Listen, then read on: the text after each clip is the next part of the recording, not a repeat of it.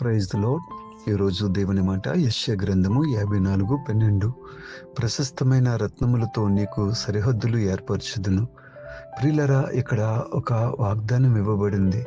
ప్రశస్తమైన రత్నములతో అంటున్నాడు.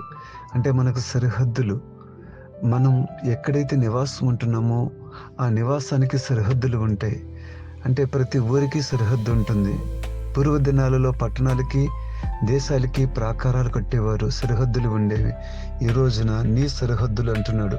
అపవాది అనేక రీతుల్లో జీవితాలను నలగగొట్టి ఇక జీవితం మీద విరక్తి కలిగించి ఇక చనిపోవాలనే తలనొప్పులను కూడా ఇస్తూ ఉన్నాడు. దయచేసి అపవాదికి చోటు ఇవ్వకండి.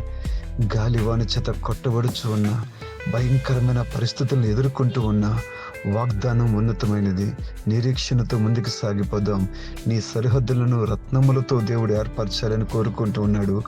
God bless you.